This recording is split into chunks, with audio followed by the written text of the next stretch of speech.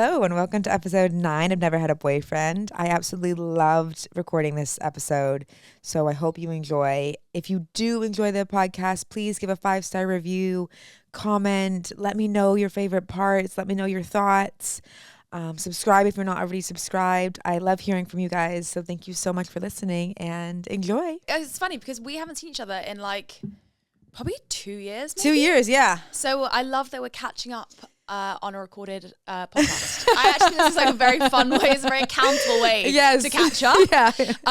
So my name is Emma-Louise Boynton and I am a writer, broadcaster and the founder of Sex Talks, which is how we met. Yes. So Sex Talks is a sellout live event series and podcast that's all about engendering more open conversations around sex, intimacy, connection, and increasingly disconnected, hyper-digitalized world.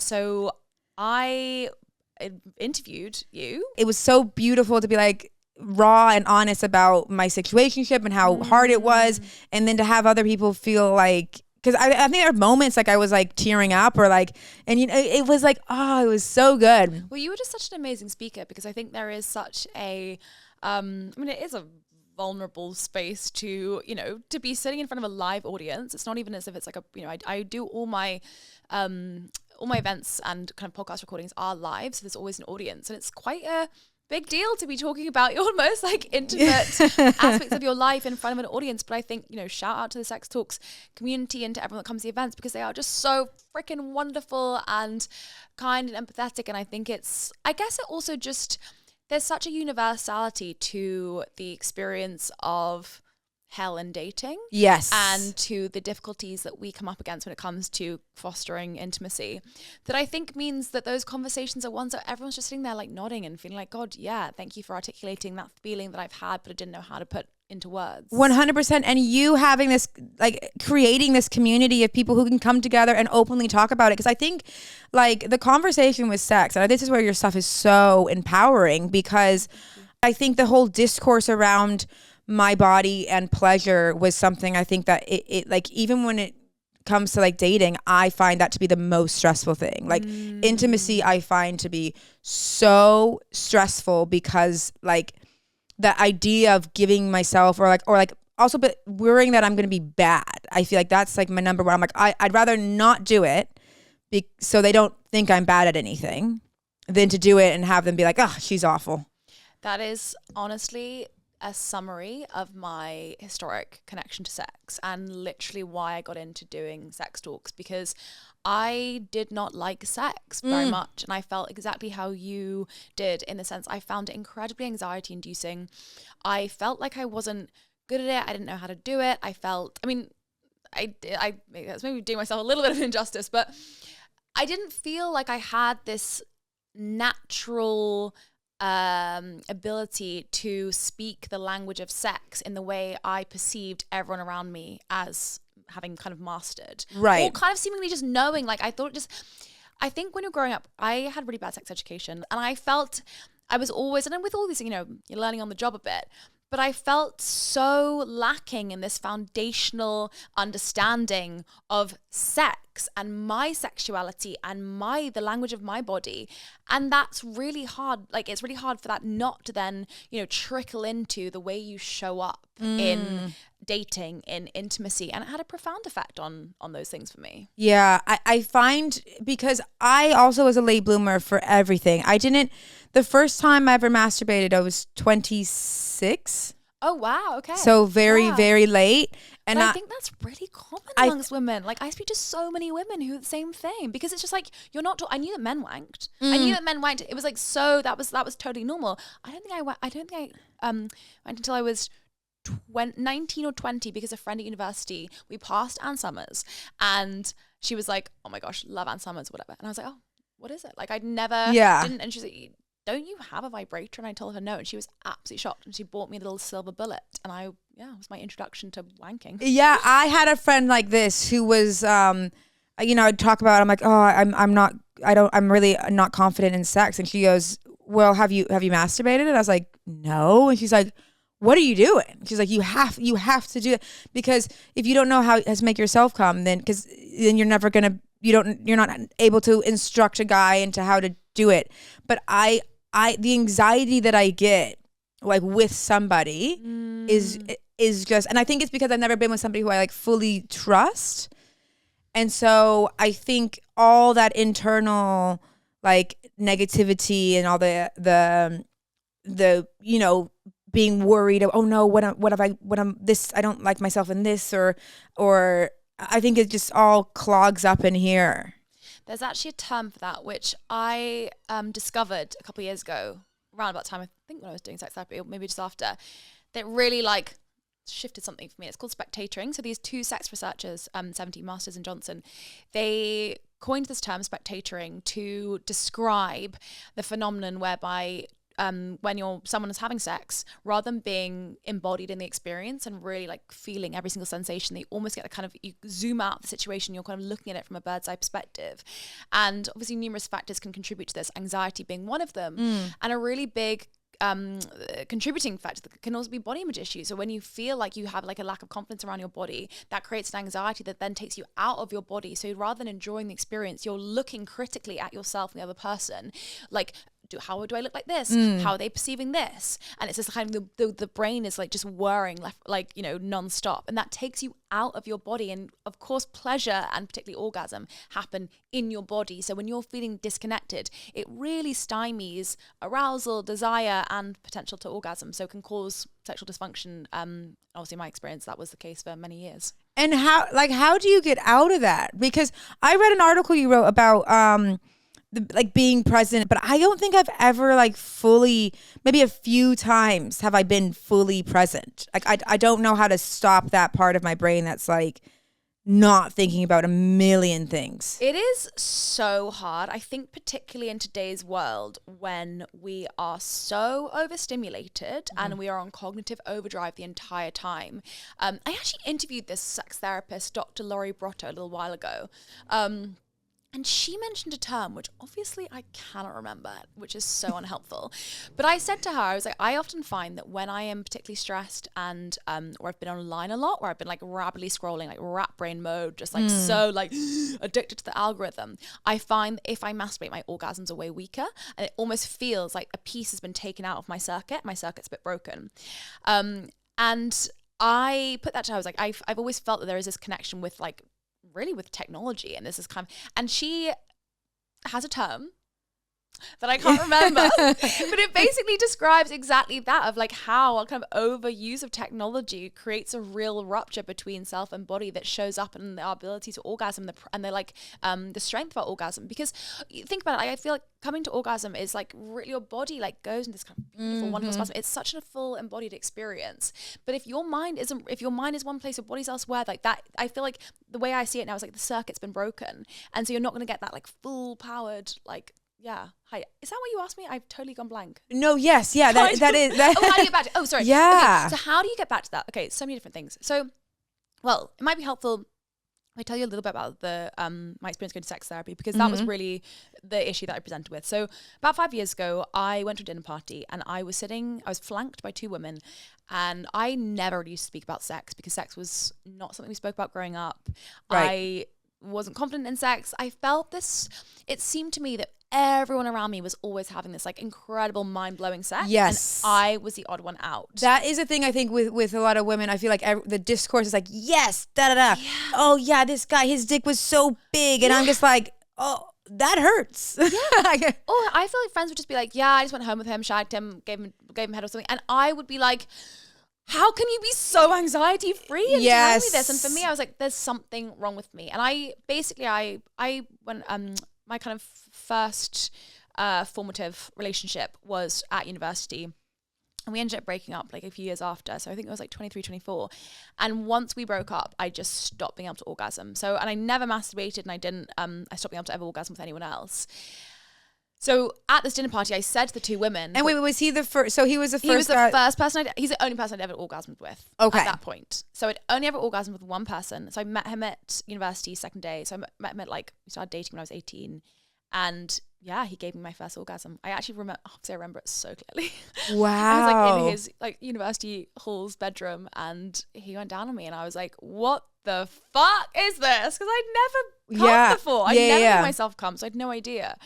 So when we broke up at 23, 3:24, I just stopped being able to come. And I thought I was broken. I think, you know, he's wonderful, and I won't go too much into him, but we were so young, we didn't know how to talk about sex. So sex had never been something we discussed. It was just something we did. Right. And I really came with very little information or knowledge. And it was just, you know, we obviously had such an amazing connection, and we loved each other so deeply. So it was wonderful, but I still felt like I didn't really know much about my body. And it was wonderful because it was with him, and I loved him and he loved me. But, you know, obviously issues always arise in any relationship. We were together for 6 years, but we never developed a language around our sexual relationship because we were babies. We didn't know how to talk about it without it feeling like heightened or critical. Yes, I think that's the thing with sex. It's like I think it can become quite critical. Like, oh no, I want this, or it can be perceived as such. Again, if you don't,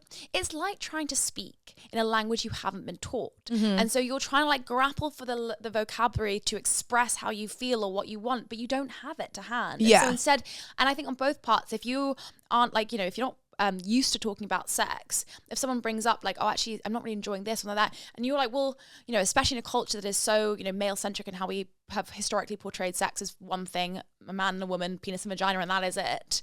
You know, we have a very small, historically quite a narrow cultural portrayal of what sex is. Yeah. That I think also, you know, because man is in this position, woman is in this position, that's kind of it. And so I think there was also you know, your masculinity is challenged if someone doesn't like if you have sex in this way, or like, you know, I think there was just, it was, looking back, I have so much compassion for us because we were young and dumb and just fucking in love, but we didn't have that language around sex. And so when we broke up, I felt, you know, I then dated other people, but I didn't have that connection for until now with anyone else. And so I think there was a lot of things feeding into the feeling of sexual disconnect, but also in the background, this kind of latent eating disorder that had always been there, but which I kind of saw as something in the past, but was still very much present. I was still quite bulimic.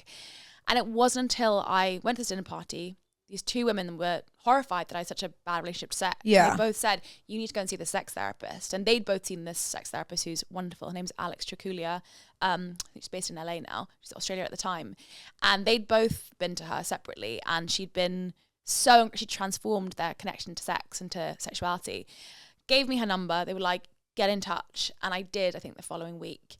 And it was in the context of the sex therapy room that it was like the first time I felt like I was really learning about what sex is, because sex is never just fucking. It is about how you connect to your body, how you connect to your desires, how you connect to fantasies, the social taboos that exist around that, your cultural programming around whether sex is okay, like how that feeds into it, your connection to your gender, like how you've learned to inhabit your like gendered body, like body gendered by society, how you feel your ability to be vulnerable with other people. It's so many different things come into our connection to sex. God, that's so interesting, because I feel like even like I've done therapy before. I'm not currently doing therapy, but I've done it before, and I feel like even talking about sex with the therapist, I was scared, because I just feel like there's so much like negative thought about being like, I think maybe this is weird, or maybe this is like, or like, I don't know if this is okay. So I do feel like a sex therapist that's so... So it's so interesting you say that. So what I'm hearing from you in that is you have a lot of shame around your connection to sex. Yeah, but I think the shame comes from the unknown. Exactly. But that is it. So when a topic is taboo, and I think this is a really interesting thing about sex, because sex is everywhere. Like it is, we are a society drenched in sex, but it's an incredibly performative iteration of sex now. It's sex as, you know, portrayed on reality TV shows, you know, packaged up for our entertainment. It's sex in an incredibly performative way online. It is sex through, you know, the mainstreamification of porn has, you know, and I'm not saying any of this is like inherently bad, but I think sex is kind of migrated into mainstream public culture in a very present way, but that hasn't been supplemented by a better conversation around sex at a like education level, at a cultural level. Like, I think we're still pretty ill-equipped to talk about the more kind of vulnerable, difficult elements of it, and also to like understand like sex and relationships and intimacy are like the most fundamental bedrock of what it means to be a human, and yet we don't get taught anything about it. Yes. And so I think when it comes to actually having sex, you turn up in the space, it's kind of like, okay, you just crack on to it. Like, But that means that because a lot of us don't have that language around it, if you don't have a great relationship with sex, if you feel like the sex you're having isn't the kind of sex you should be having, yes, if it doesn't correspond with the sex, how you understand sex, how it's portrayed culturally, how partners have said it should be, then you feel, oh, there's something wrong with me. I'm broken. And when I turned up in the sex therapy room, that's exactly what I said to Alex. I was like, I'm broken. I don't work. I can't come. There is something wrong with me. And I am alone in this. And I honestly thought I was so unique in my problem. I think there's also probably a, inherent narcissism of being that, in your late 20s, you're like, it's only me who's ever been heartbroken, only me. But I really felt so alone in it because I wasn't aware of anyone around me having these struggles. Yeah. As soon as we started talking about it, she was like, this is the most common issue I hear from women, particularly around issues around orgasm, issues around their body. They're so interconnected. And then I started talking to other people about my experience doing sex therapy, and lo and behold, everyone had a niggling thing around their relationship to sex that they hadn't previously articulated, but they were like, oh yeah, sorry, actually me too.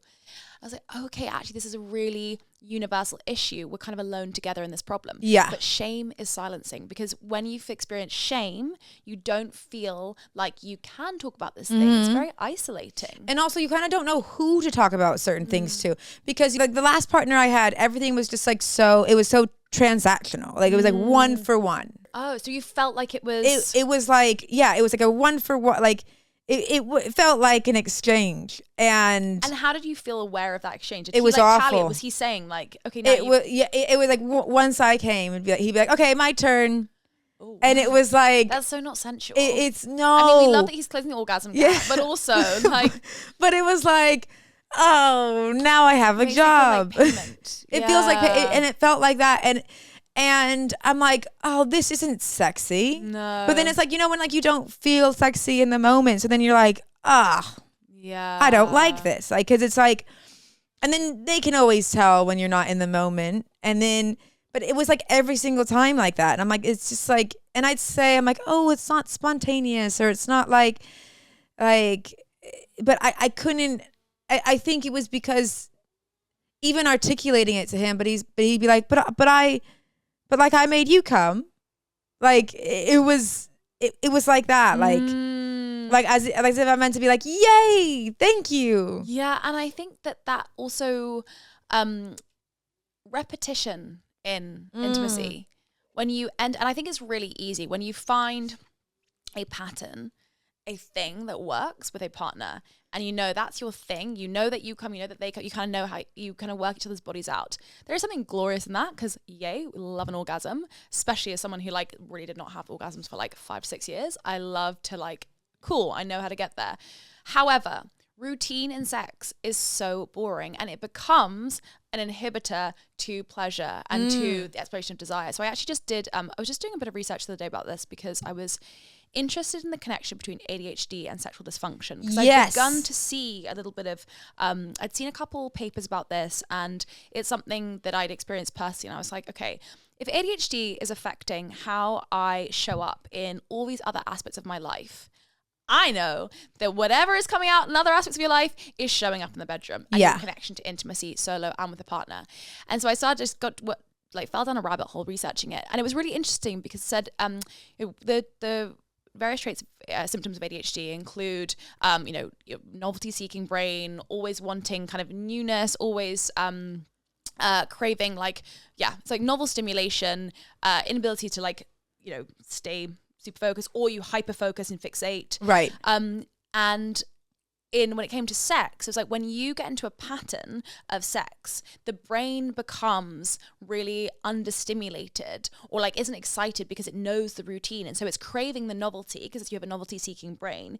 And so often then it means when an ADHD person's in a long-term relationship and the sex becomes a little bit samey, their brain will then they'll kind of tap out, so they'll get a bit disconnected. Their brain is going elsewhere, thinking of to-do lists, work things to do.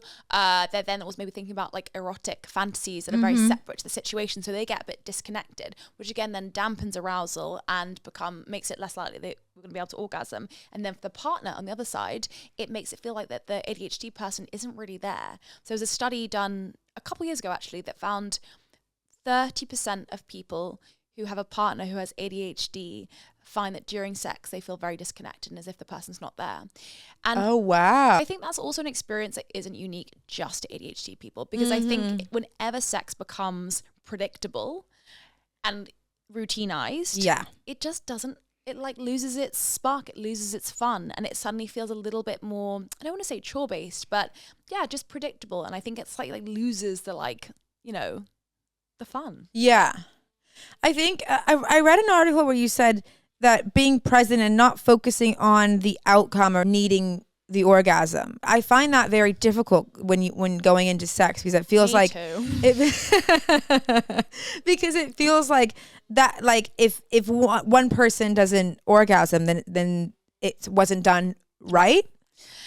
You know, it's so hard on this one, because there is a big part of me that thinks like there is a big orgasm gap. And the orgasm gap, for anyone that doesn't know about it, is the disparity between the rate at which men versus women orgasm in heteronormative partnered sex.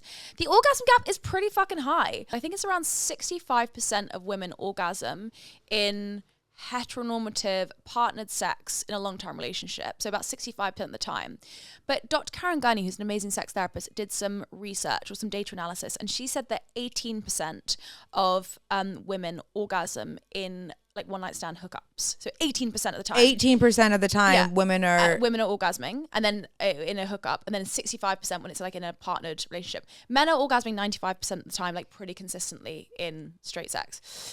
So there is an orgasm gap. And it's not that, like, given that we know, so when it comes to masturbation, the research shows that people orgasm 95% of the time across the board. If you're self-pleasuring, you're pretty consistently making yourself come. Yeah. So it's not an anatomical issue. It's not that, like, women's bodies are just, like, so impossible to work out, or they just don't come as easily. It is just our cultural understanding of pleasure and whose pleasure gets prioritized. So I do think orgasm, like, it is a really wonderful part of sex, and it's a really, like, there's so many physiological benefits to orgasming, but also we don't need to reduce it to its productivity value. It's just fucking nice to orgasm, and it's a great part of sex. So I don't want to diminish that as like a really tangible, wonderful part of sex. But I think the danger can be, and I have experienced this firsthand so much, is when you fixate on orgasm as the measure of good sex, it also disconnects you, because you're not experiencing the, like, you're not as present in the, like, touches and sensations that precede it, because you're thinking about the goal. Yes. And then it becomes another goal-oriented activity. And having not orgasmed really for like 5 or 6 years, as soon as I was able, like, you know, as soon as I was able to come in partnered sex, which felt like a novelty to me, I was, you know, I've become pretty like, okay, got to make this happen, got to make this happen. And I find myself, like, even now, like, I'll be having sex with my partner and I'm thinking, like, okay, how am I going to come? Like, am I getting it? From quite early on. Yeah. And I talk about this stuff all the time. And I'm like, don't do that. Yeah. But I think it's also, yeah, so it kind of, and I think in that, it does take you out of the, like, all the other amazing elements to sex, which isn't just about reaching that climax, but it's about touch, it's about connection, it's about sensuality, it's about feeling your body. There's so many wonderful layers to sex that I think we only really get to enjoy when we slow down, when we don't try and rush to the end, we don't try and rush to an orgasm, but instead we think, God, what does this feel like? What could we try with this? How could you touch me here? And I guess just so much of modern life is not like that. We are so obsessed with goals and productivity that is quite antithetical to the way our brains are typically wired day to day. So yeah, it doesn't feel natural to us. God, and so how do you like going into things for the first time with your knowledge after sex therapy? What has been the biggest thing where, like, when you're going into something? Because what's your relationship status now? I actually have a boyfriend, Katie, which is like the first time, like, I know I see some of your posts and I'm like, I love this. Yeah, I'm like, what the hell? I was single for like 8 years. Like, I like dated people in that time. Like, I had lots of like wonderful and then some terrible like situationships, relationships. But I have like we've been together for over a year now. And did you find it difficult finding and dating somebody, or like just the whole dating scene? Did you find it difficult when you have something that's like a project that's so empowering, like you're talking about sex and stuff? Like, people have asked me this before and been like, do people, essentially, you've asked that in a nice way, people have asked it in a way like, do people not want to date you because you talk about sex? And I'm like, well, that's also another way to frame it. Yeah. response to that is I have no idea because I've never met those people because they just don't approach me. Okay. As in, like, I'm sure there are lots of people who don't want to date me, who wouldn't want to date me because of what I do or because of what I talk about, but I don't know who they are because they don't approach me, so they like keep away. I feel like the people I have dated, I guess because I talk very openly about their sex talks, it's all very public, it's all very much like in the public domain. We're all fucking chronically online now. But if I'm gonna go on a date with someone, they've probably been onto my Instagram, and vice versa, or even like, you know, as soon as I sit down, someone's like, oh, you know, so what do you do? And I'm like, well, I run a company called Sex Talks, and then people always ask why, and I say, well, I went to sex therapy. And so very quickly it puts us on very intimate personal terrain, which personally I love because I think like I hate like crappy small talk. I want to go straight into there. So I've actually found, contrary to what I think a lot of people would imagine, I've personally found it to be a really incredible way of getting deeper and closer to people faster. I think that's beautiful because I feel like because people have asked me with this project, and like obviously I've still not had a boyfriend, but I do feel like I'm like, it's a way that I'm understanding myself, and perhaps on this path of self-discovery, I'll be able to like invite someone or like attract somebody that is like, oh, this is her. And I think that's what's really empowering about this stuff that you do. It's the appealing about the layers, and like, not, yes, of course, content and whatever, but it's also the project of being like, I know this is relatable, and I know other people are going through the same stuff, and I know that it's important to have these conversations in rooms that you know, people aren't talking about it. Like, Katie, I am so curious. My interview brain goes on. What have you found in having these conversations on this podcast? What are some of those layers that you've unpicked about yourself? I think, you know, I think my fear around dating is really like, I think almost every episode, it's like, I'm scared. I'm scared of being intimate with a person. That's why I was so excited to have you on, because I think with intimacy, that just, I always just think I'm doing something wrong. The last guy I was dating, he wanted multiple women. So every single time I was with him, all I could think about was, I've got to perform better than these other options that he has. That was the entirety, and it was awful. It was nothing was enjoyable about it, because I was thinking, I'm like, God, I wonder what this girl does, or I wonder or I'm like, why would he pick me? Or like, oh, but this is nice that he's picking me, but also like, he's got other options, or like, if he didn't come, I'd be like, oh, he was probably with somebody else. Like, this is the whole time, the whole, that's really hard. And how that goes into and it affects the other things, but also how age just like compounds, and you feel like I should have more experience, and then that is really scary with going into things, because I feel like, oh, I don't have as much experience as maybe I should. Or even like, if you hear my stand up, I talk a lot about dating, but like, it's all the beginning bits of dating. It's not like I don't have any stuff about, so my long-term partner and I, you know, I one thing I will say to that is, I think a lot of people may on paper have had a lot of, like, may have dated a lot. They may have a lot of so-called experience and never have bothered to really understand themselves, their patterns, their habits, their foibles. So I think experience is so subjective. Like, I think you can build experience around, like, I think through like self exploration outside of the context of a relationship. I don't think it all happens in a relationship, even though I totally understand that feeling of, you know, quantifiable experience might be down to years spent in a relationship, but actually, yeah, I think there are a lot of people who are probably like crappy, undeveloped people who are in long-term relationships. Yeah. They didn't do the work. They didn't know about themselves. They're not necessarily like, you know, working to like make the relationship better. Like, I just think it's so, I think it's really understandable, but it's also I think it's like a trick of the brain to imagine that if only I'd had 3 years in a relationship, then I would be better equipped to be able to know what it's like. And actually, like, you know, I think there's a lot of people who haven't developed that experience in 3 years. Yeah. And I also think a big thing I've learned about this, and like even like having the guests I've had, it's like the accountability of being like, okay, I think it's so easy to be like, I haven't found the right guy, but then it's like,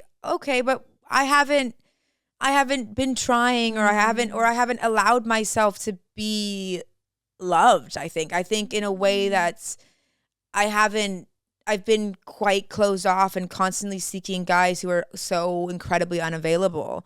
So what's my accountability in these scenarios? It's like a lot of my friends have been like, well, you've made the decision to be single. And I'd be like, no, I haven't. But I'm like, in my actions, I have. And I think it's a hard realization to be like, it's my fault a little bit. you know what I mean? And do you find that a hard realization or a like liberating one? it's a bit of both. Okay. Because the problem with having something where you're constantly talking about an insecurity is that you're always bombarded with it. And like, as much as I love this project and it's really important for me, and I think it's great, and I love that I'm learning a lot.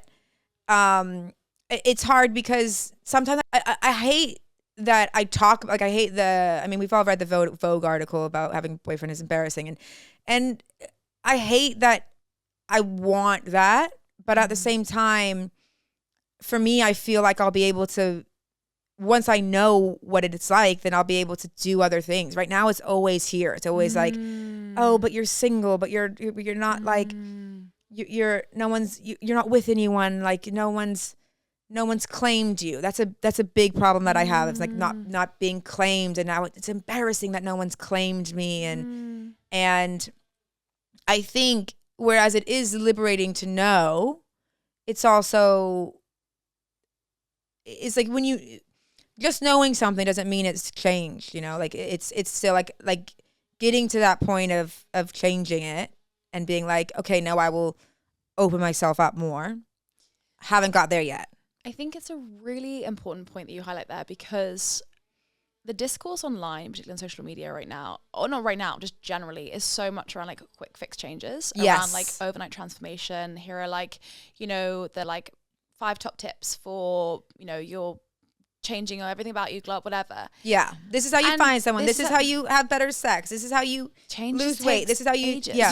Yeah. Changes about, like, you can go to the gym, like, solidly for 1 month and probably not that much will happen. If you want a 6-pack, you go for 2 years, like, and you go every single day. Like with anything, it's compound interest. It's like over time things. And so the idea that like you're going to just change overnight from having a conversation, but I think we're led to believe that is kind of what you should be doing. And like, if you address the thing, then overnight you've changed. Yeah. And then suddenly you're like supposed to be this evolved, hyper realized person. And then that's also a new kind of thing with which to beat yourself, because you're like, well, I've now failed on my new transformed version of myself, because even though I'm talking about this, I still haven't done the thing. And I really empathize. I feel I have been running sex talks for 5 years. I've just finished a book called Pleasure, The Reclamation of My Body, which is all about reclaiming my body, reclaiming pleasure, reclaiming sex. And guess what, Katie? The stress of writing this book has made me so disconnected from my body and so like disconnected from sex. And I think I'm very aware I have the language, the knowledge, the tools to be able to address it, to articulate it, work on it, address it, not feel the shame around it. Yeah. Totally. But it's still a really like, it's, the irony's not lost on me. I'm writing a book about sex. My boyfriend's like, do you ever want to have sex again? And I'm like, I promise I do. And I've really noticed in that, even, and he's totally right to bring it up. And it's something that, I feel, a bit of like hypocrisy and a bit of shame in the fact that I can wax lyrical about this stuff to other people and say it's so important to have an open dialogue about these things. But then even, when we started talking about the fact that I really was feeling quite disconnected sexually because of the stress of the book and everything, I felt my old residual shame come back up again from pre-sex therapy of like, you're not good enough, you're not performing sex, like you're not rising to the occasion with it. I kind of had that feeling of being broken again, of like, I'm not doing what I'm supposed to do, and I'm in a relationship, we live together now. So it's like very confronting, because it feels like a failure that I am like doing whilst writing about this overarching 5-year like evolution from not liking sex and not being able to orgasm to my like transformation over many years. And the book does not in any way claim that like I'm thick. 'Cause I'm like that there is no such thing. Yeah. It's much more nuanced than that. But yeah, there is a feeling, I definitely have that like niggling feeling of like, oh, you kind of like you're failing on your own topic. But I also think it shows the impact of stress and doing something that's really like a lot of work heavy stuff. Of course, Emily Nagoski, who is the absolute like dawn of female pleasure. She wrote the book Come As You Are. Yes. Which is like a seminal book on female pleasure. And I saw her interviewed in this beautiful church actually about a year or so ago about her second book, which is called Come Together, which I actually prefer. And Come Together is, she said the stress of writing the first book was so immense that she stopped having sex with her partner during that time. And I thought, if Emily Nagoski, the queen of female pleasure, is so affected by the stress of writing a book she can't have sex, I feel okay in my thing too. Yeah. But I say that kind of not to say like, I think it's really normal. And I'm like, I can, at an intellectual level, I can totally understand and grapple with, okay, you're stressed, you're disconnected. Of course, shame is going to come up. This evokes, this is a trigger. This is going to trigger things from the past. But I say that because I think it's also very, your body still feels the way your body still feels. I still feel the shame. I still feel the like, oh, like as you said before, when you said that kind of frontal part of your brain is feeling this kind of shame, this like awareness, this fixation on this being a problem.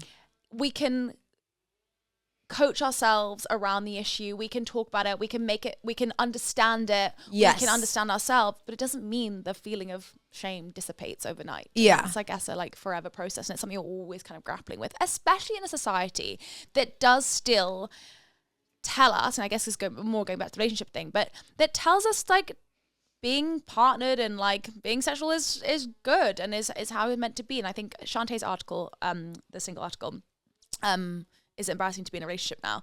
It was so brilliant because it captured the like sign the times so much, in that we do still live in a very heteronormative couple-focused society. Absolutely. And that's the standard. Like, yeah. Yes, people may on Instagram not be posting their boyfriends, but like as a society, we are a society set up for couples. Yeah. Even the fact that council tax, the fact you still have to, you don't get like a bit of, what is it, like 25% discount? Yeah, 25%. 50% discount as it should be. That's a lot. That's not enough discount. Yeah. There's like so many ways in which, even booking holidays, like I also love going away on my own. You can't book a 1-bed hotel room. Yeah. Everything I read your article about traveling alone. Funniest one. And I think that's really difficult because, you know, as a single person, you're like, I want to do this stuff alone. I want to do everything I want to do, but then it's like, yeah, you're paying double for everything. And also it's the unconscious message underneath that that says like, well, why aren't you doing it at 2? So I also think that's why I think Shantae's article was really good, because it was true in that, has it become a bit embarrassing? I think it gave a voice to like all the phenomenal women who are just like badasses running businesses, doing whatever, and who are single and are still feeling like their measure of success is one that is still married to whether they are in a relationship, relationship status, which is ridiculous. But it's all everything. I think it's really hard to not be in a gathering and not be asked, so how's your dating life? Even people don't even know I have the podcast. Nobody cares about what I've been doing in my career. Everyone it's like, oh yeah, how's work? Oh, yeah, good. Yeah, so who are you seeing? Yeah. I went to a party the other day, and then this girl, so what's the last kiss you've had? What? And I'm like, oh, hold on, let me have a think. But I'm like, what about my life? How do you respond to that? Do you answer, or do you say? Sometimes I'll say it depends on my mood. Yeah. Okay. It depends, because you know sometimes it'll. Usually when people ask me if I'm dating somebody, I'll say, oh, I'm famously not. Like I'll say, do you have someone you want to set me up with? Yeah. Because like, someone the other day asked me like if I'm single, and I'm like, oh yeah. Check out my brand. I'm incredibly. It's kind of my thing. But I do think it is it's a kind of cultural fixation. I noticed it really profoundly, having been single for like most of my I say like post-sexual revolution era, my like most of my 20s. So it's what my last like proper boyfriend was. Yeah, we broke up 23, 24. So it was a good solid like 7-8 years. dating, but mostly single. And I really noticed, yes, obviously they're on sex talks, people talk to you about dating, but when I started dating my boyfriend, I never really put him online at first. I was like, who knows where it's going to go. But I've put a few pictures more recently because we've been together for almost a year, and I was like, he is just there a lot, you know, we're together. And I couldn't believe how many people, like, that was their first thing they'd say, oh, you've got a boyfriend. Oh, you've got a boyfriend. Oh my God, I've seen you had a boyfriend. Oh, you've got a boyfriend. And obviously there's something. Yeah, I've also been writing a book. I've also been writing a book, like the biggest, like, career. And I don't want to, like, shit on people because I feel, you know, we were just, like, happy for you seeming happy. And that's a wonderful thing. And I don't want to, you know, dismiss that at all, because also we all, like, love a bit of gossip. Well, that's it. I think we're all you know, this is what I hate about, like, I hate that I talk about wanting a boyfriend, but it's also like I feel like it's my factory settings. I've been conditioned. Exactly. I think that's it. I found it notable because I was like, oh wow, this is really, well, this is new for me because I haven't had this in, like, you know, and I guess when I met my first boyfriend, we were at university, so it was a very different climate, you know, everyone's kind of hooking up with everyone. Whereas now I was like, wow, this is like, you're really congratulating me for something that I don't feel like I've achieved, because having a boyfriend doesn't feel like I've achieved anything. Yeah. I love him, he's wonderful, but it's kind of a way, I didn't really know how, I'd be like, yeah. That's so interesting. I do, and it was as a single, being single, it does feel like if I had a boyfriend, it would be an achievement, which is crazy. Which is because you, like, it's not. I don't want to be. I really like my partner. Yes, I think he's a very kind man, and I like him. But I don't think I've achieved anything. I didn't. You know, I didn't like do an exam and get it. I think the thing is, the achievement thing feeds into the pick-me culture that undergirds a lot of the shame that exists around this. Yeah. It's like, oh, like you've been chosen. You got picked. And I do think at a, like, really unconscious, but maybe actually kind of conscious level, I still think that's the discourse we're participating in. And I think it is around, like, yeah, you got picked, and I was on a panel recently about Jane Austen, because, you know, it was like 200 years since she was born, and everyone was celebrating the legacy of her work and how she's you know, influenced the rom-com genre. And it was really interesting going back to her work and her material, and just all the themes that she addresses just being so commonplace today, like the fuck boys, the soft boys, but this, like, real longing amongst the women in these books to be picked out of economic necessity, because there was no other opportunity for women to have anything. They needed to be married off by, you know, Mrs. Bennet was the way she was because she was like, no, my kids need to be married in order to have a better life. And obviously, I know we know this to be true, but I think it was a reminder to me of just how this pick-me culture hasn't come from nowhere. Women were out of necessity, we needed to be partnered up for many, many, many years in order to be economically safe, in order to have a roof over our heads. I was watching I was watching Emma. I was watching Pride and Prejudice. I can't remember. I watched all of them in preparation for this panel. But there was just one line. Oh, it was Emma Thompson's character. So it was in Sense and Sensibility. And she was walking along and she was just like, oh, you know, you're to Hugh Grant, whoever his character was, just being, oh, you know, you're so lucky that you can just work. I mean, the only option I have, if I don't get married, I have absolutely nothing. At least you're, like, allowed to have ambition. And I just, again, I know this to be true, but I was just reminded of the fact that it wasn't that long ago that women had no other option than to be picked if they were going to have any semblance of a future. And so I think that is just so inbuilt into our, like, epigenetics, into our, like, you know, really think of progress is quite a short blip in history that we have been able to build our own careers, make our own money, house ourselves. And so I think that pick-me element still comes from that. And so there is an almost, like, automatic congratulation of, like, well done, you got picked, you're not going to be destitute. Of, like, a man is saving you from this. You're not going to be on the street, like, woohoo. And obviously, like, that's changed, and, like, we, you know, I make my own money, I run my own business, but it's still, I think it's still kind of wired into us. It's still, and I also think the currency has changed. It's like, okay, maybe we needed the financial support before, but I feel like now it's like, now we need the social clout, or we need this you know, it's like, it's still the main topic of discourse. I do also think, though, a cost of living crisis has kind of made the economic necessity come back into play. Yeah. The fact that in a city like London, you can have a good job Yeah. and work fucking hard. And as a woman in your 30s, it's very unlikely. Often, like most of my friends would like live in house shares. You can't really live on your own because it's so prohibitively expensive. Once again, it feels like an economic like incentive to go to like couple up again. Oh, absolutely. Which is so annoying. And I remember thinking this when I used to live in New York. Like I felt like the culture in New York is everyone partners up really early. They all meet their partners at university and marry. And I think now I know how much the rents are. I was like, I get why. I would have definitely married my whoever, especially because they all go into VC. They all make less money. Yeah. So, like again, you can feel that pressure too. But yeah, so I think it's a really interesting time because I guess we have this like unconscious pick-me culture that is still shaping how we perceive the value of relationships and people in them, alongside this, you know, is it embarrassing to have a boyfriend, like much more kind of empowered discourse around women being independent, building businesses, founder culture. And it's this kind of like a little bit of a juxtaposition, isn't it? Of that they exist side by side. So, and also feeling like a bit of shame around even wanting a partner. I think it does, you know, in some circles you're shamed for not having one, and then in another circle you're shamed for wanting one, vocalizing that you want one. Yeah. A couple of my friends said this to me actually after Ashante's article, of just like, I feel embarrassed to say that this is something I want. Yeah. And I definitely felt that previously, because I felt, especially with sex, was I was like, it felt like my brand to be talking about, you know, the trials and tribulations of dating as a single woman. I felt like it was almost defeatist. If I was to say I wanted a boyfriend, it was like admitting that I wasn't okay being alone, but my whole shtick was like the power and an importance of being independent. Yes. Yeah. It's tough. But I think that would affect massively how I dated, because I felt like I needed to safeguard my independence at all costs.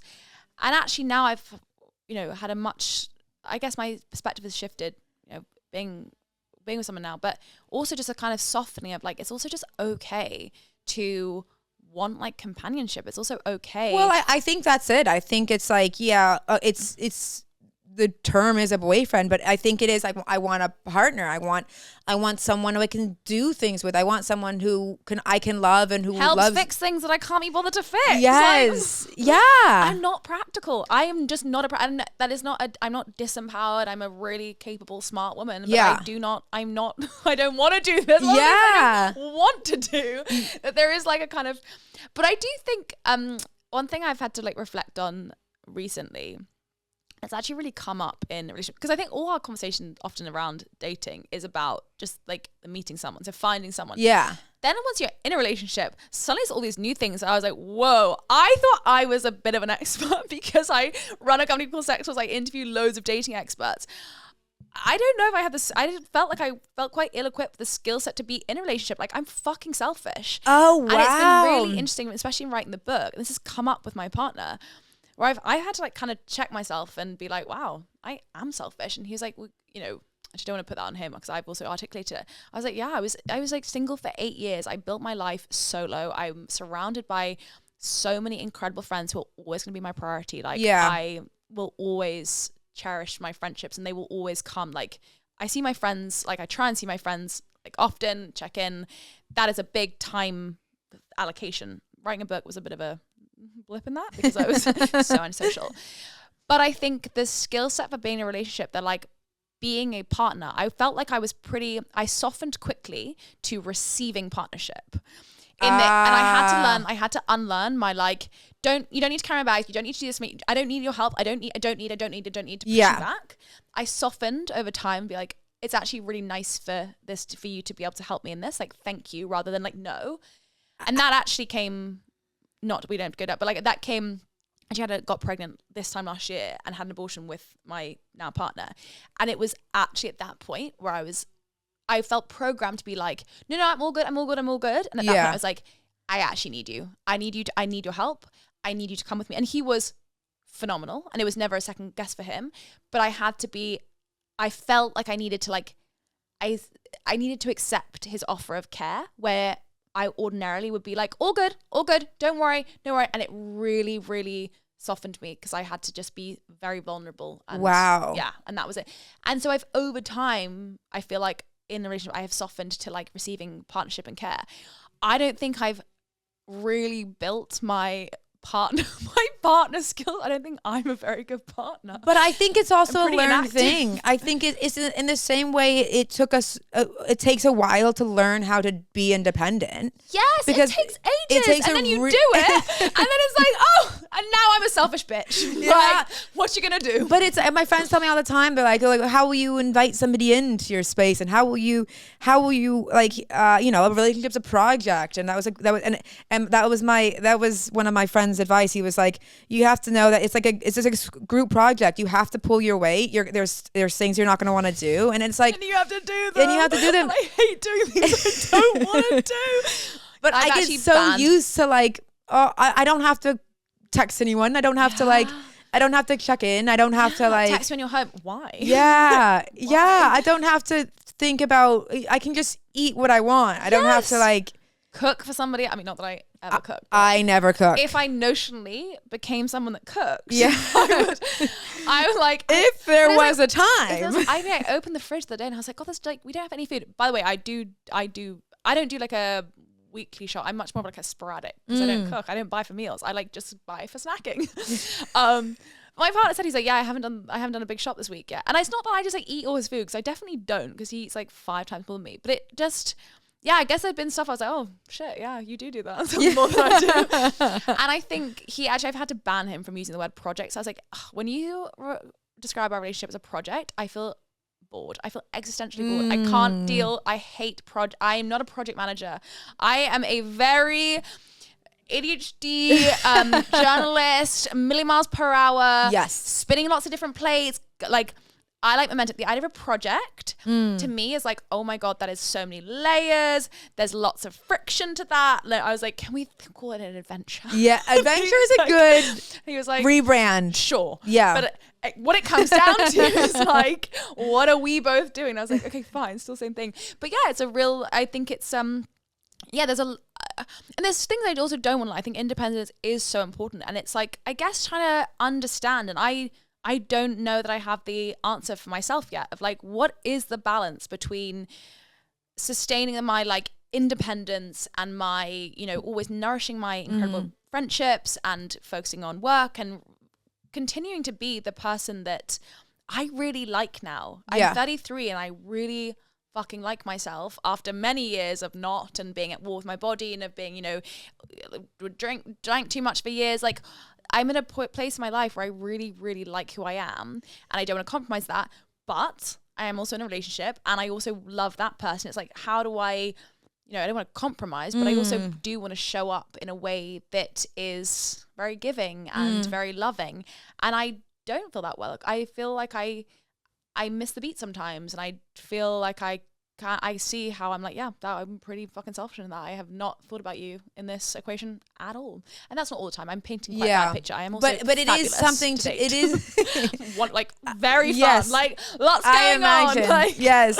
But I think it's also something to think about regularly, because it's like, I think so much of the focus is like how to get one and where do I get one, and then it's like the actual like being in it is like, it's you have to then do the thing, and you have to do it every day, and I think that is again like instant gratification culture that we live in, and totally like my focus was always on dating, on like how do you potentially meet. I never thought about what it would actually be like to fall in love with somebody at this age. I think that's so true, because it's like these all my discourses. I remember one time I went out with a guy, and it was like a third date or something like that, and I didn't really like him, but then he was asking about my schedule, like for the next time to meet, and I was like, oh well, the next like of 14 days I have shows, so I wouldn't be for about 14 days. And he's like, you don't have a break? And I was like, oh no, I just gig like I gig every night, multiple times a night. And then he was like, oh, you don't want a boyfriend? And I was like so embarrassed, because I'm like, what do you mean? That's my whole brand. My whole brand is wanting a boyfriend. Like, that's like being like, oh, I'm single, can't believe it. He's like, no, you don't.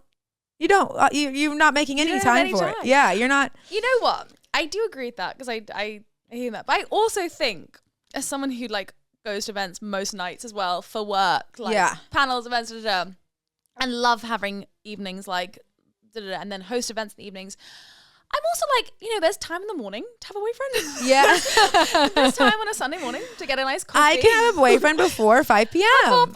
That is a lot of window of opportunity. Again, it's like you know, then have to just meet someone who also gigs in the evening, who also doesn't want to spend time in the evening. I think there's a lot of, there's lots of ways to do relationships, but I think we still have, and I don't say we, that's a bit general, but that person has an idea of the kind of partnership that they are looking for and that they want. Absolutely. And it doesn't correspond with yours. Yeah. That's okay. If that person wants a companion who is going to be at home 3-4 nights a week and they have dinner together, cool, that's what they want. I mean, that's not what I want. Like, that's not what you can have because you're gigging every single night. And again, it would be beautiful. Yeah. However, finding someone who's worth taking a night off of doing something that's progressing my career, it's very hard to find somebody who's it's that opportunity cost. It's not like I'll take a night off for somebody who's like, you know, I really want to be with, but not for just some random guy that I'm like, fine, whatever. I think breakfast boyfriend. Breakfast boyfriend. If you're gonna do it, I think breakfast boyfriend's what I love that. Breakfast is a great meal. Breakfast boyfriend. You've got ideas for the day. You're ready to go. I think a breakfast boyfriend. That's what I need. A breakfast boyfriend. Oh my God. I can talk to you forever. I can literally talk to you forever. Okay. So what are some green flags that I should be looking for in dating? I think, well, also, where did you find your I know where did you find them? Where are they? I actually met my partner at the gym. So we met I joined a CrossFit gym a little bit. Sorry, not to be like, guys, once you join a CrossFit gym, it becomes your whole personality. And suddenly you have to let everyone know that you do CrossFit. And I'm right. I don't know about you, but I like swing crazy weights above my head. That's how I feel about paddle. Yeah. I thought I was going to meet someone at paddle. I mean, and then we haven't played in a while, so I got to get back into paddle. You got to get back into paddle. Yeah, you just haven't committed. Your breakfast boyfriend could be there. Yeah. So we met at a gym and we honestly just went on a date and then we went on another date and then we went on another date. Honestly, it was news to me. I was like, this is really not anxiety inducing. Yeah. Obviously, I then found something to fixate on that was anxiety inducing. Right. And went down a spiral and was like, oh my God, he's definitely dating like 3 other girls at the gym. Oh my gosh. He wasn't. But I talk about this in the book, and that I felt like for so many years I was wedded to dating for the plot, which I think is the thing not to do now, contrary to what I've said previously. That's so fun. The idea of dating for the plot is really, because I think that's what helps. That's what gets you through when it doesn't go well. You're like, oh, well, it was a good story. Totally. And I think that there is definitely truth in that. And I think particularly if you're in a point in your life where you're like, I don't really know what I want, but I do want to meet. I'm interested in meeting lots of different people. And for a time, I definitely was. And I think that realistically, like, I probably didn't really want a boyfriend. Like, I probably thought I did, and I was just dating, but I was figuring stuff out. I was doing sex therapy. I was building a new business. Like, there was lots going on. But I think I definitely, with sex talks, I felt a lot of pressure to date for the plot in order to also have material to bring back for my sex talks audience, and to be able to have, you know, all this, you know, this salacious new story about this date that went wrong, or like, it gave me a really beautiful space in which to also turn any pain, embarrassment, shame into a conversation that is actually quite useful, I think, for me and for other people there, I think. Yeah, and also to reclaim the story and to be like, you know what? No. And actually, you know what? I've learned this, and this. It was not wasted. Yeah. But what I will say about that now is I did that for a long time, and I think I put myself in situations that I was not ready for and were just like not that great an idea. And I felt like I put my heart in a blender multiple times. And at the end of the day, I had 1,000,001 paper cuts to my heart that I could not withstand. And it really hurt me. And it kind of, I don't want to say it broke me, because it definitely didn't break me, but it chipped away at my confidence and my time and my energy. And I look back, I had this tendency for a long time to cultivate WhatsApp boyfriends. So when we met, I was definitely my WhatsApp boyfriend era, whereby I would meet people on apps, or I'd meet people online or whatever. Sometimes I'd even met a few people like in person, but like the first time, and then that's it, but mainly online. And then I would cultivate a fucking intense digital relationship with them where it was like the girlfriend-boyfriend treatment, but with no actual physical manifestation of that so-called relationship. And I honestly, I mean, I have a few of them. Like, there's one guy who I've never met, and I don't think I should ever meet him, you know, in any context. We don't talk now, but we talked online. Like, we had loads of phone sex. We talked online for ages, like over a year. Really? And never met. And like, it kind of started during the pandemic when you didn't really have a choice but to have a WhatsApp boyfriend. You know, and I had guys, like I had one person who I did actually know and had historically like really fancied. We started sending each other like 1 hour voice notes every week. It was kind of like this Catholic confessional whereby these voice notes became these vehicles for self-expression, self-excoriation, like an admission of all your deepest, darkest fantasies that you didn't feel able to bring to light elsewhere. They were so intense. And then one day, one person just didn't reply, and then we never spoke again. But that was my beginning. That like broke some sort of seal, and I just began to cultivate these digital relationships whereby I'd put so much time and energy and intensity into this form of like pseudo intimacy, because a digital relationship is a very convenient relationship. You get to have the feeling of being emotionally satiated by having someone there who knows what you're doing day to day. Like, there is a kind of boyfriend-girlfriend experience in that. So I really liked that. And for a time, I felt like actually it did give me something I needed. Yeah. But it also allows you to build this digital avatar in your head, and you fill in all the gaps. They become your ideal person because you don't have to see them in their fleshy human form, and it's on your own time, and also if the conversation, like, if you know it goes in a direction you don't want, you just put your phone down. You can just exit so quickly. It becomes a very convenient sort of intimacy that is so devoid of actual human connection, and allows you to sort of believe that people are without foibles, that they are these wonderful others, that they are. I mean, Alan de Botton talks about this in I think it's an Essays on Love, one of his books. I think he's amazing. But he talks about how we in our kind of romantic ideology means that we put romance on such a pedestal. We perceive other people, like the romantic other, as the perfect version of us. If we had no flaws, this would be what we would be. So we put them on such a pedestal. And then when we realize over time that they are just flawed human beings as we are, that shine wears off, and then we're disillusioned because we think, but hang on, and then that's when we begin to kind of to disconnect from that relationship. And actually his whole argument is the romantic ideology sets us up for failure because no one is perfect. Obviously everyone is flawed, and actually it's about understanding that, and I guess understanding what your needs are, and also what flaws you're able to accommodate and tolerate in some circumstances is what relationship building is really about. I love that. I love Alan Bottom. Oh God, that's beautiful. Oh wait, you did actually ask me about flags. I asked you. Sorry.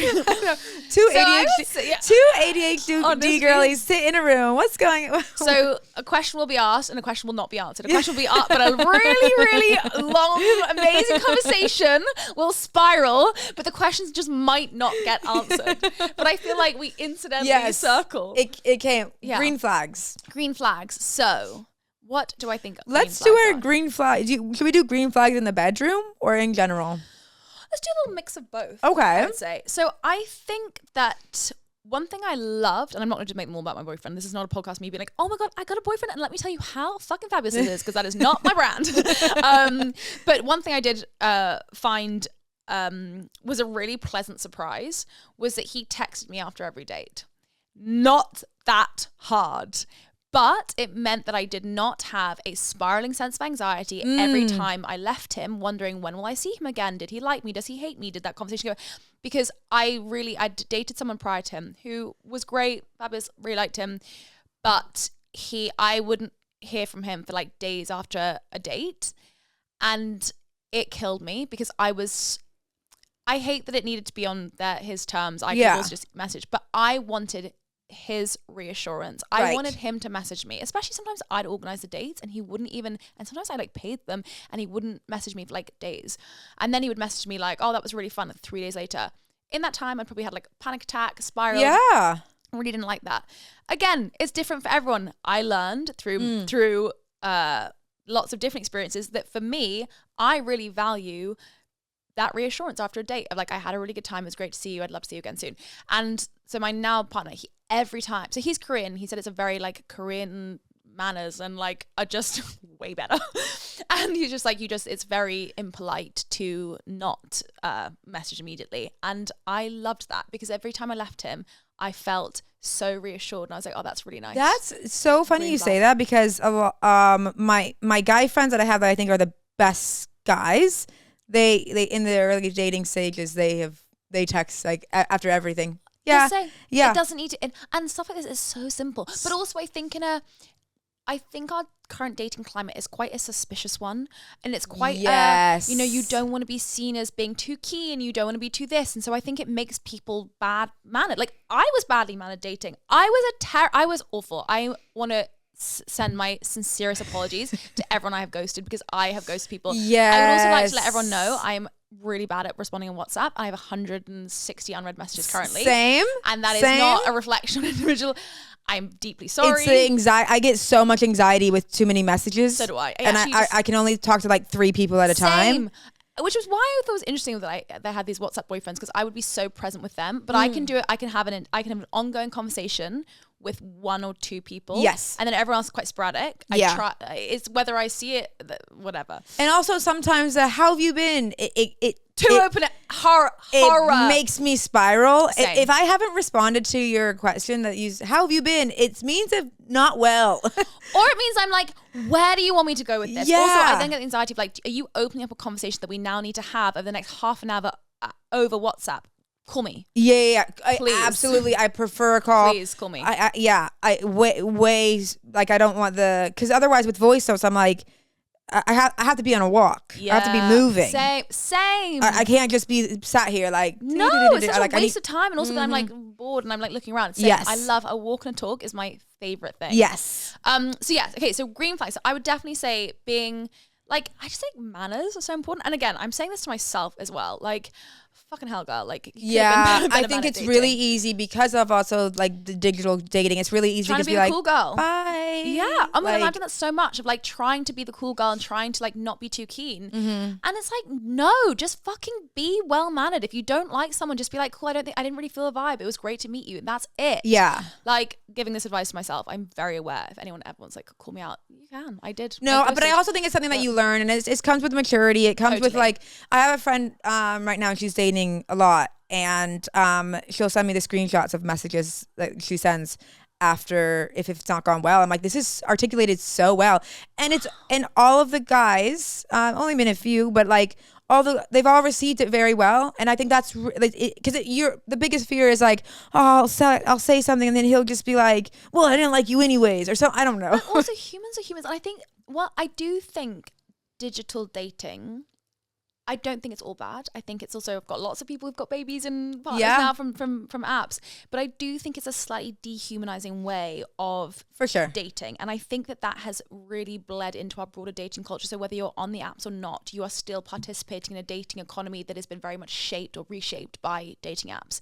And I think as part of that, there's a big dehumanization of people. And I think I've certainly felt like that. People meant less to me, felt less human to me because they were a digital avatar. Yeah. So when I ghosted someone after meeting them once, I was like, I owed you nothing. Yes. And actually, like looking back, I have huge guilt and regret around that. Yeah, we didn't know each other, but I owe you respect in the way you owe me respect. And I felt like I didn't honor that. And I think part of it was just, you on a date, you just have this kind of forever swipe, like the whole world of single people is supposedly at your fingertips. It just creates this, I think, the tyranny of optionality makes people feel very dispensable and disposable. And I think it's the same word, sorry, tautology. Makes people very dispensable. And with that, I think it's very easy to then be a bit shit. But manners in dating, I would say, go a hell of a long way. I think that's really inspiring. I think it's also like, because I think it's easier for me to be like, no talkie anymore. No, I'm done. Because it's that thing of like, oh, I don't know him anything, and it's like actually, respect. It probably would if someone's, because also like if someone messages me too much, then I'm like, I just don't respond at all. Yeah, same. And people have called me out on it historically, and I've then got And people call me out in quite an annoying way sometimes, though, where I felt like have expected like way more than I did actually feel like either of us owed each other. I think that sometimes I'd be like, literally, we don't know each other and this is way too much to expect from a stranger. Yeah. But I think a like common level of decency is the least that you can expect and also demand from people. Exactly. I also think it's like sometimes I get overwhelmed. I've have a guy message me, and he's got, there's I think 17 unread messages, and he keeps on but it's just like overwhelmed, because every single time I'll message back, if like previously, he'll then send loads of messages. Wow. And for me, it just like, that's a lot. I mean, that's like WhatsApp boyfriend territory. But I don't. But it's not your WhatsApp boyfriend. Yeah, not my WhatsApp boyfriend. Okay, he has not earned the status of WhatsApp boyfriend. He should not be sending 17 messages in one go. That is also a lot of messages. Too many even messages. for someone who was a WhatsApp aficionado. And I was like, but it's also like, what are you doing? And hello. People send hello or just a question mark. I'm like, this conversation is over. I hate it. I'm like, if you need me, call me. Yeah. If you don't have my phone number, then it's not that important. It's not, true, exactly. It's like, I hate when because DMs as well. This is also the annoying thing about social media is like it feels like you're always available and like or like always, and I just feel like it's just it's too overwhelming. Totally. And like I don't want to be on the app all the time. I think people like if you post on your story, whatever, people like, oh well, you've not responded to me. It's like, well, actually, like I've had to post this because of work. Yeah. So what's your biggest green flag? My biggest green flag in dating someone, people that like, this is so silly. I think in the early stages of like people asking questions in a way that's like doesn't make you feel like you're being interviewed, but in a way that's like, oh, he's actually interested in me. Like he's actually cares. Yeah. Like, and sometimes like, I remember I was in a group setting and this guy was asking me a lot of questions. And in the moment I was like, oh, that's nice. He's asking questions. And then my friend was like, oh, he so liked you. And I'm like, and he's like, oh, it felt like we were in your date. And I was like, oh, that's nice. But I didn't realize that. And I think sometimes I really like when a man kind of takes the lead in, I tell my friends, like, I'm like, I feel like I have to be tricked into liking people, but not in a way that's like, I have to be tricked, but like, I have to like be caught off guard so I don't get too like worried. So too in your head about it. Yeah, because otherwise like, I get way too like, oh no, why did I say that? Why did I do that? Whereas like when someone it's like, you know, it's takes control over the discourse in a way that opens it up for me to like actually think. Instead of like think about the question instead of overthink about this situation, then I'm like, oh, okay. You know, and it's happened before of like of a guy, like I really liked this guy in college and he's like my dream guy and he played basketball and I had already like seen a lot of his tweets before and I was like, he's so smart. And then a friend was dating this guy who was his friend and I was like, oh my God, like I've had a crush on him for so long because he was quite successful. And then he's like, oh, well, I'll bring him to hang out after. And then like we started talking and we were out like in a group setting. And then he was like asking me about like academia and asking me, he's like, because I had just come back from a term at Cambridge. And he was like, you went to Cambridge? And I was like, yeah, I did a study abroad. And he was like, oh my God, tell me everything. And I was like, wow, this guy that I've liked for so long is like interested in me. And like I was like, and I remember that so clearly. And he also like stopped the whole group conversation. We had our own side conversation. And he's like, you guys, she went to Cambridge. And I was like, oh, that was so cute because he went to Berkeley. So I was like, he's academically, and he's also like really, really good at what he does. And it just made me feel so special. So I think a green flag is like feeling like you're important in a way that I feel like in this world that it's like kind of cringe to like find someone like be like, I like her, or like this girl's, you know. So I think that's a big green flag. think when it comes to these things, it's so interesting just how simple a lot of this stuff really is. So simple. We overcomplicate so much when it comes to dating relationships. When, like, what are we saying? Ask questions and have good manners. Like, pretty basic fundamentals of what it means to be a good human and like a good connector in all circumstances outside of just a romantic paradigm. Just in all, I just think it's not that hard to show up on your like on a good like front foot. But I think you're so right with this, with the modern dating age. I think it's like, you know, people are dispensable. Yeah. So it's like, what importance is one person? Yeah. When you have another date scheduled in 2 days or whatever, you nothing is as valuable as it used to be. So I think you're so right, and I think that's what makes it so difficult to. Sometimes when you meet someone on the dating app, it does feel like you're just a number. Whereas when you meet someone in real life, you're a person. Yeah, you're a person. You're you're a story. You're like something that's like oh, I'm excited about this because it just happened spontaneously. It wasn't like I've chosen. I like, you know. But I think like a lot of the bases for attraction, like from an evolutionary perspective, are around like smell, how someone moves. There's like a lot of points of attraction that you only pick up on in person with someone. So again, like until you meet somebody, hence why What's a Boyfriend is like a terrible way of getting to know somebody, because you really are not building anything that is necessarily going to translate into real life. Absolutely. You know that they can text well. That does not mean anything. Absolutely. Like nothing at all. And so I just think again, it's the connection that you're able to foster in person, which I guess then from another green flag would probably be someone who wants to like meet quite quickly as opposed to just staying. If you meet on the apps or whoever you meet, just someone who's pretty proactive and just being like, let's do something. Exactly. And I think also actually a green flag on that would be connected. Let's do something, an activity, like not just go and drink. I find like the drinking culture in the UK as I get older, like so boring and so frustrating. I think I started drinking when I was 12. I grew up in London. I grew up in Southeast London. And I just felt we started partying and drinking so young. And I'm now 33. I feel like I've given it a good run, like 20 years. I want to would love to go. I'm barely drink now, but like would love to go fully sober. Yeah. I just like, I want inventiveness of like, I want like cultural intrigue, suggest like plays, like, you know, walks. I think I want like think outside the box. Like that for me is always such a green flag of someone who actually is interested in the world and you want to like, that's how they want to date. They want to like come along for the ride. Like, let's have an adventure together as opposed to let's go and get hammered together, which for me is, one, I just don't do it now, so it would be a no. Yeah. And I'm finding it incredibly boring. And also, you don't actually get a good read on someone if you are blind drunk. Yeah. You just don't. Yeah. And you're right. It's not innovative. It's very... No! It's so passé. Yeah. It's like, you really, like, obviously, it can be fun. Like, you go out for a couple cocktails, whatever. Yeah. That's nice. But for me, that being the, like, stock, like, archetypal date that someone plans is so dry. And also, I think that if you're going to do the pub date, or if you're going to do... Have a place in mind. Like, don't just, like, pick, like, oh, let's do we go... Which one do you want to? Yeah, which one do you want to go to? Like, it's like you don't have a favorite, or like just Google something. Like Google something. Yeah, that is annoying. Okay, now what's a red flag? Okay.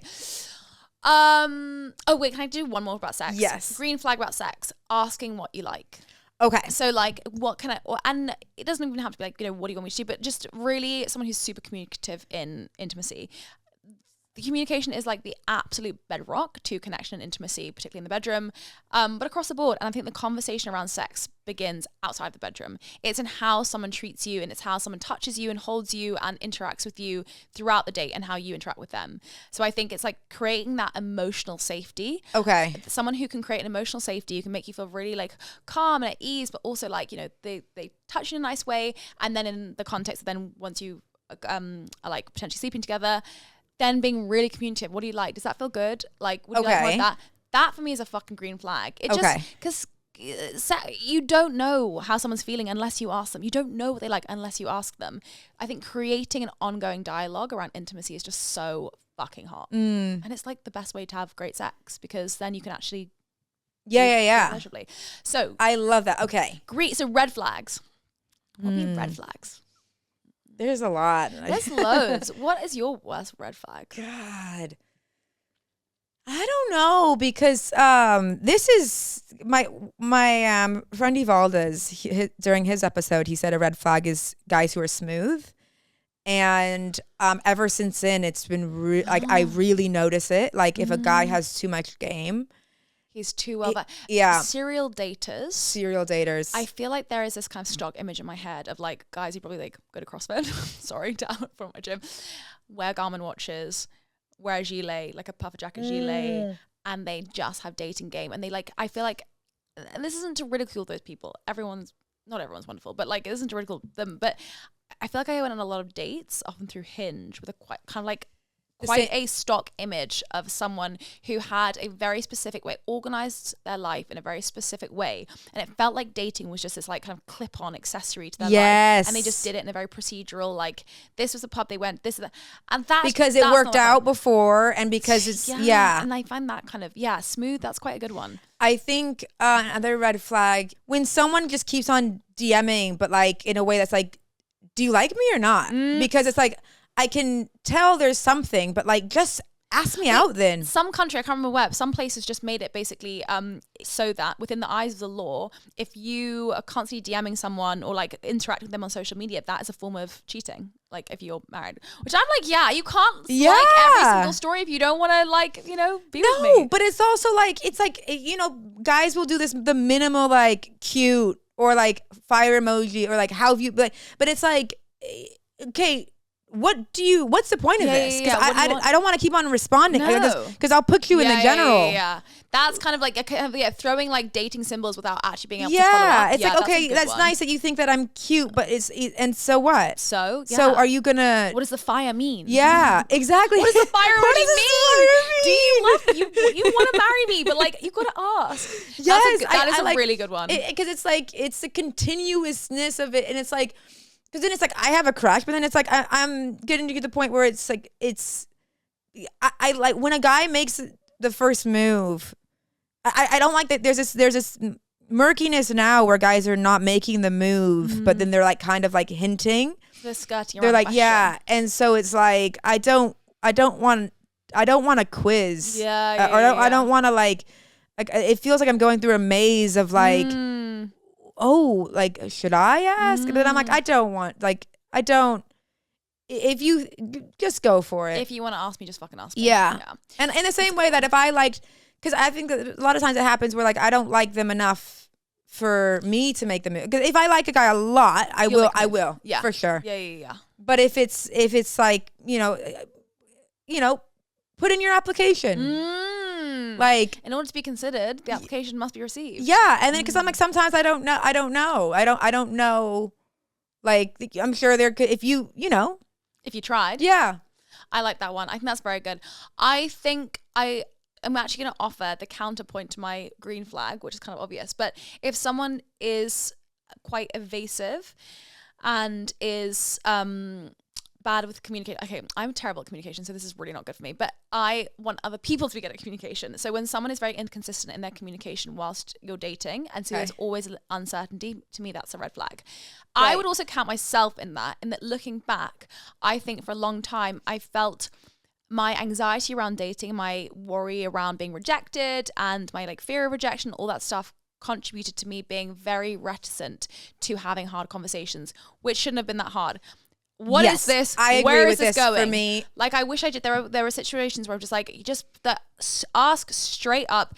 I gave so many dead end roads so much of my time. I feel like I parked my fucking car on like dead ends, and I just sat there thinking that maybe the road will just extend one day. No, it will not.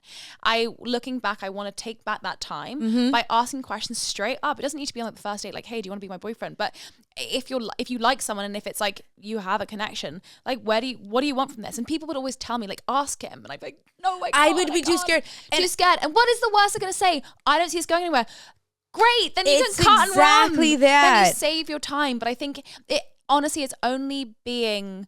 I guess it frustrates me to say this because I hate admitting to this being something that I felt like I couldn't have learned before when I was single.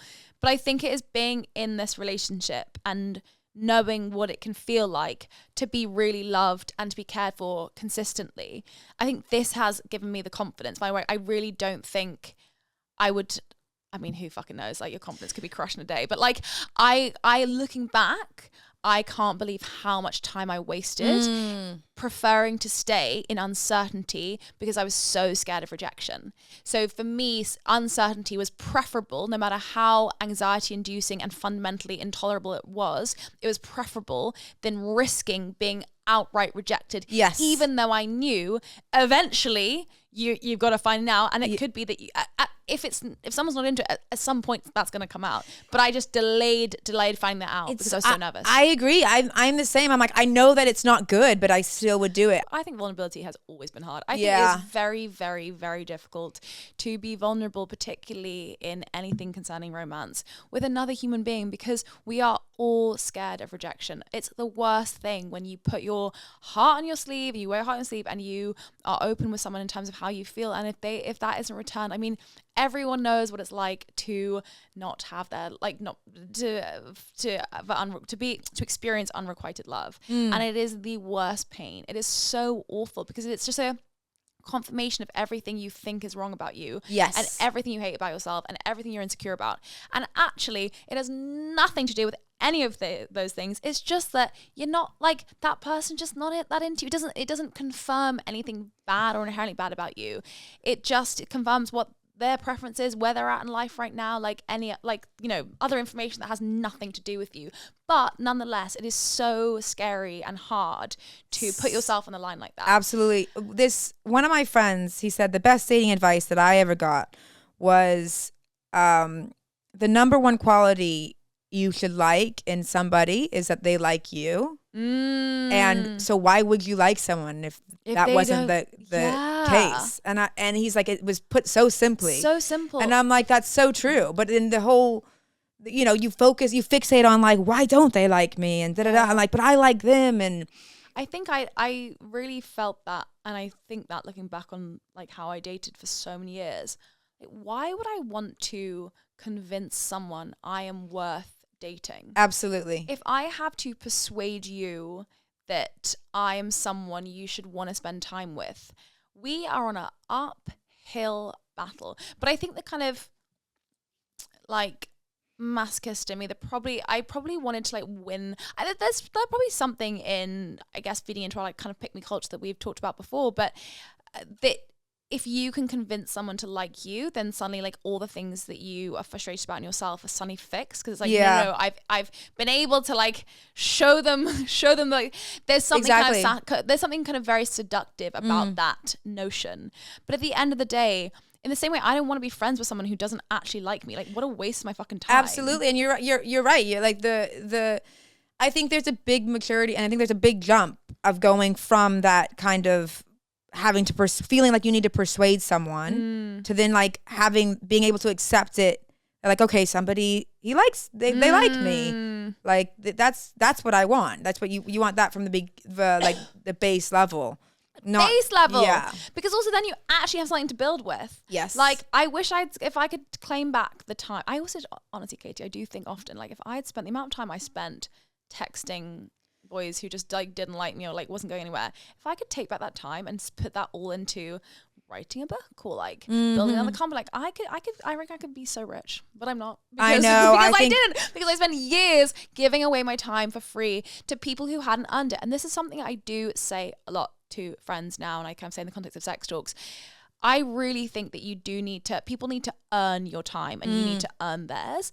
And I think sometimes, like, I look back on how much time I gave away so flippantly because I was so desperate for someone to affirm me, to, like, validate me, that I gave away so much of my time and my brain energy to people who had not earned it. Yes. And because they hadn't earned it, I didn't know them that well. They didn't know me that well. It just, when it didn't work out, there was just, no, let me reframe that. I didn't know them that well, and they didn't know me that well. So we didn't really know who we were dealing with or what we were dealing with. But I was so quick to give them huge amounts of pretty precious time and, like, very, like, you know, hot real estate in my kind of weekly, daily, monthly calendar. Because I was just thought maybe it felt like a kind of good bet. But actually it's a terrible bet. I think you need to build with someone. Someone needs to earn your time, and they need to earn your vulnerability, and then vice versa. Because and also earn those time slots. Earn those time slots, exactly. And that's why I do think, I've said this to a friend quite a few times, I think if I dated again, or like just, advice I'd give to a friend would be so boundaried on your time with dating, because there's something, again, so seductive about like, oh, we went this and this happened, and it kind of like, some of like great dates I feel like have been those like really spontaneous ones that have been able to unfold. But then I also look back and so often like those are the ones that don't evolve into anything, because of their, if it's, especially if someone you don't know that well. And at the time, like those sorts of dates have been the things that have made me think I've fallen in love with a person, because there's such a seductive quality to that serendipity, the spontaneity. It's so romantic. It is written for a rom-com, and just because of that, it fits into my like preconceived notion of what romance should be and what it should feel like. Inevitably, the only way often has been downhill, because it's all illusory. You don't know that person. So looking back, I felt like those have ended up often leading to the most like painful premature heartbreaks for someone I didn't know and probably wouldn't have worked out with anyway. And the toxicity of it. So toxic, because you're chasing this like romantic high that you had because you were two strangers, allowing yourself to be carefree and wonderful. Yeah, I think we all probably need a couple of those, and that's fine. But I think if you're dating to be in a partnership, I think just be so fucking boundaried on those first dates. Be like, this, like, I remember my first like dating my partner now, I really didn't want to stay at his house. I didn't like stay at his house. The first like 2 times I went back to his, I was like, anyway, I'm gonna get a cab home now. So we like, even like one time I think we had sex that night, and I was like, okay, I'm not gonna stay, I'm gonna leave, because I just didn't want to wake up in a stranger's bed. I didn't know him well enough. It's like I haven't earned, like, I don't know you well enough yet to wake up next to you, which is like such a vulnerable thing. Yes. Milan Kundera writes about this in The Unbearable Lightness of Being. He says that sex is sex. It's like not particularly, it's like kind of intimate, but it's not the deepest intimacy. Actually sleeping next to someone is the most profound intimacy, because you're so vulnerable next to them. She's like, that's like the kind of greatest form of love, when you can sleep next to somebody. And so I was like, I do not know you well enough, so I'm gonna go home. That's so true. And I think so, just being really boundaried with your time, and it kind of allows you to just keep a bit of yourself back. Because I think the thing that I did for so many years, I gave so much of myself to people I didn't know, and I felt that I was like scrabbling to get some of it back, but I felt like I'd kind of like lost control of my time, my sense of self in that dating process. And so I think, just being so strict with your timings, being like, I'm going to leave at 10. Like, this stranger doesn't, like, you don't know, they could be dating 3 other people. Like, is he worth that time, or is she worth the time, or they, whatever, it's like, be boundaried. Yeah. I love that. Oh, thank you so much. This has been, oh my God, I can talk to you for hours and hours and hours. Oh, vice versa. Oh my God, this is definitely just like, end of year. I'm like, brain is fried. Oh my God. Well, where can people find you? So I am on Instagram, Emma-Louise Boynton. I'm on Substack, Emma-Louise Boynton. And I've got my book is being announced obviously I announce it all the time to everyone, but it's being officially announced, and it comes out in May.